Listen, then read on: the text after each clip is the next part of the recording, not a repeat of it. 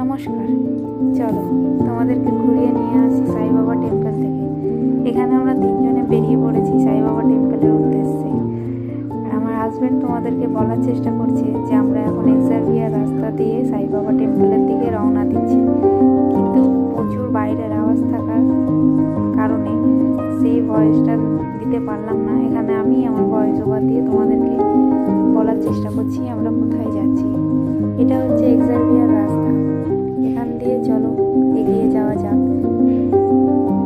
এই এক্সারভিয়া প্রাকৃতিক সৌন্দর্যে ভরপুর।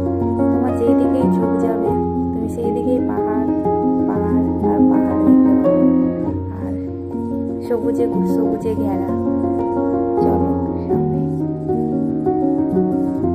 যেহেতু এটা আমার ফার্স্ট ব্লগ, সেহেতু আমার ভয়েস ওভার দিতে একটু সমস্যা হচ্ছে, একটু তোমরা অ্যাডজাস্ট করে দেখে নিও প্লিজ।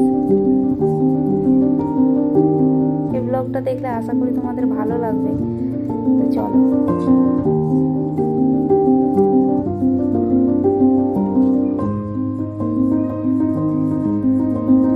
এই সাইডে তোমরা এগিয়ে গেলে দেখতে পাবে একটা ড্যাম আছে, সেই ড্যামটা তোমাদের অন্য কোনো দিন ঘুরিয়ে নিয়ে আসবো।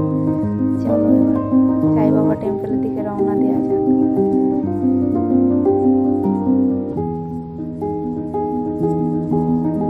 তোমরা যদি কোনোদিনও পুনে হিঞ্জেবাড়ি সাইডে আসো তবে তোমরা এই এক্সারভিয়া সাইডে ঘুরতে আসতে পারো। তোমাদের এক অন্যই ফিলিংস হবে, যেটা ভাষায় বলে বোঝানো যাবে না।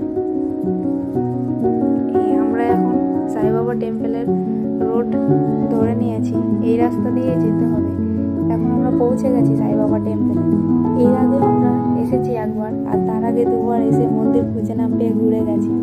তো চলো তোমাদেরকে একবার দেখিয়ে নিয়ে আসি। এখানে আমরা পুজো দেওয়ার জন্য জিনিস কিনে নিয়েছি। এই জিনিস তোমরা গেটের মুখেই দোকান থাকে, সেখান থেকে কিনে নিতে পারো। এখন আমার হাজব্যান্ড তোমাদেরকে দেখাচ্ছে। এখানে যে মন্দিরটা আছে এটাও সাই বাবাই আছে।